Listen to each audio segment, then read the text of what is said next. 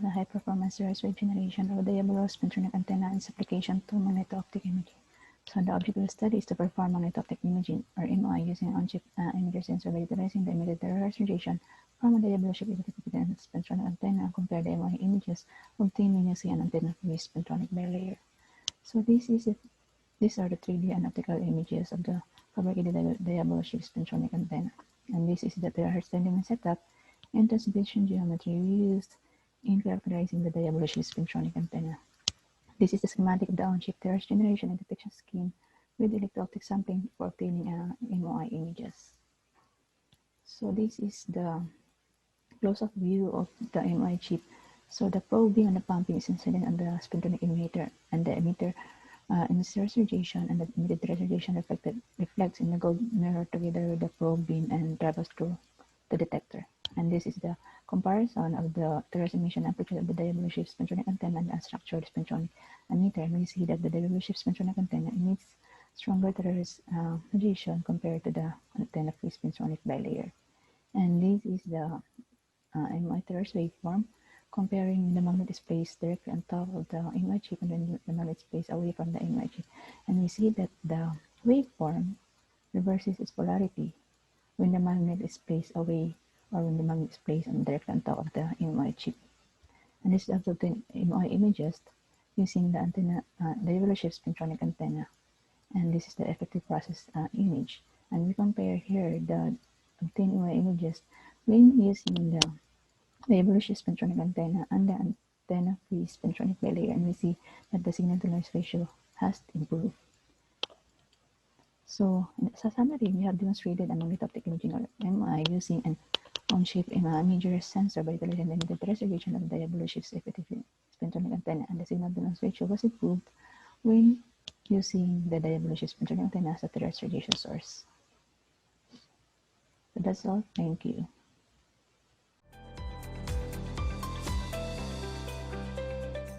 Title of my presentation is an application of the DLA and percolation for an analysis of exposure and development of photoresist for the semiconductor technology. High-volume manufacturing of semiconductor devices with a half-pitch of 10 nanometers has started recently using extreme ultraviolet light with a wavelength of 13.5 nanometers. Although a high resolution is expected with the short wavelength of EUV light, the quality of the image is limited by stochastic effect of the photons. We investigate the processes of exposure and development of the photoresist to find a way to improve the quality of the image. We investigate the image obtained with negative tone, metal nanoparticle resist. This kind of resist is based on particles with a diameter of 1 nanometer, which is activated by the absorption of EUV photon to cause condensation and turn to insoluble to the developer agent. This picture shows that the resist film is irradiated by the EUV light through a mask to produce a line and space pattern with a pitch of 20 nanometers. We assume the EUV impinges into the resist film normal to the surface, and one photon causes changes of the solubility of one resist particle randomly. Yellow and orange particles inside the film are exposed by the EUV photon, while gray particles are unexposed and remain soluble to the developer. Consequently, the unexposed particles are dissolved into the developer and removed. This process is simulated using DLA algorithm considering the dissolution process be an inverse process of aggregation. Due to small number of photons, the latent image inside the resist film is sparse, so some parts of exposed resist are removed because they do not have a connection to the substrate, causing defects in the relief image. Calculated trend is consistent with experiments, and we will try to find.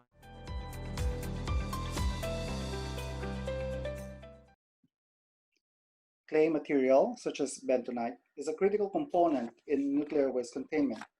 The layered structure of bentonite allows it to store more water and ions within its interlayer gap.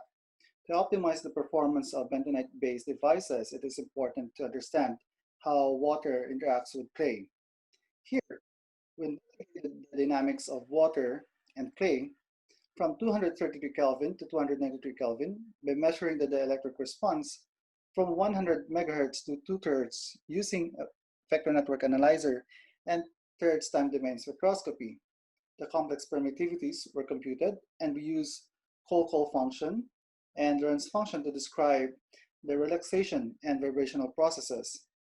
As bentonite absorbs water, it expands as shown by our XRD data. We found that two Kolkol functions and one Lorentzian function are needed to reproduce both the imaginary and real parts of the complex dielectric spectra at room temperature. The fast relaxation process corresponds to the bulk-like water present outside the interlayer gap, while the slow relaxation process is associated to the interlayer water. In this picture, we see that the dry sample has no spectral feature from sub-terahertz to sub-gigahertz. Upon hydration, we see that both the real and imaginary parts of the complex dielectric spectra have increased due to hydration. At temperature lower than 272 Kelvin, we observe a spectral feature which could be associated to hydrogen bond formed in the interlayer gap. Thank you very much.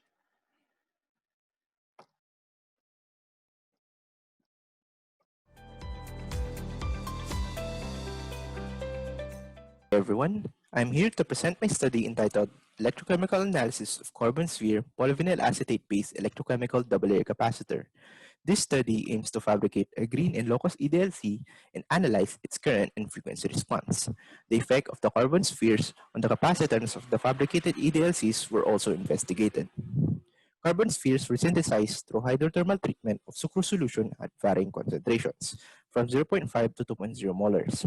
The prepared carbon spheres are then used as an electrode material to assemble an EDLC with the following configuration as shown here.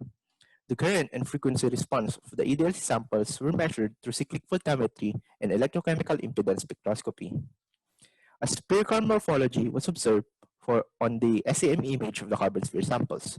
The measured diameter varied from 1.36 to 4.14 micrometers. Faradaic and non-Faradaic current response were observed on the CB plot of the EDLC samples. 0.5 and 1.5 molar samples showed a prominent double-layer capacitance behavior, while 1.0 and 2.0 molar samples showed a distinguished pseudocapacitive behavior. A capacitive behavior were observed on the low-frequency region of the body plot of 0.5 and 1.5 molar samples, while a transition from capacitive to resistive behavior was observed for 1.0 and 2.0 molar samples. The equivalent capacitance calculated from the simulated circuit models of the fabricated EDLCs varied from 7.16 to 8.46 microfarads, and the capacitance has a linear relationship with the mean diameter of the carbon sphere electrode used. In conclusion, pseudocapacitance and double-layer capacitance were seen present in the fabricated EDLCs, and the capacitance of the fabricated EDLCs varied from 7.16 to 8.46 microfarads. And lastly, the mean diameter of the CS sample used has a linear relationship on the capacitance of the fabricated EDLCs. Thank you.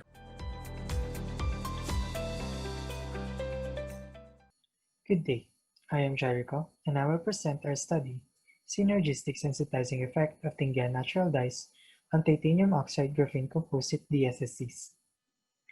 This study aims to fabricate DSSCs using Tingguian Natural Dyes sa Pang and Talisay, and investigate the effect in efficiency of successive co-adsorption of the two dyes.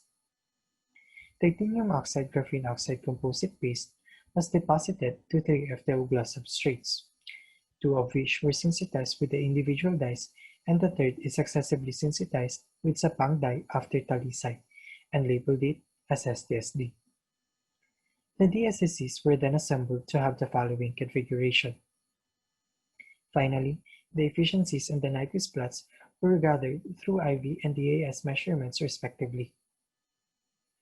From the IV measurements, the efficiency of STSD is nearly equal to the linear combination of the efficiencies of the two other cells, which indicates that synergistic effect in terms of efficiency have been achieved. This can be ascribed with the increase in short circuit current as shown in the figure. The figures show the Nyquist plots of the 3 solar cells. These profiles were fitted using the following equivalent circuit, where Rs is the series resistance and RCT is the charge transfer resistance. Although talisay have the lowest charge transfer resistance, the low series resistance of STSD makes it more efficient than the latter, confirming the increase in short-circuit current in IV measurements. Moreover, the electron lifetime for STSD have increased by over 2.5 times than that of talisay or sapang. This is a clear evidence that unwanted recombination has been suppressed through successive adsorption. Thank you.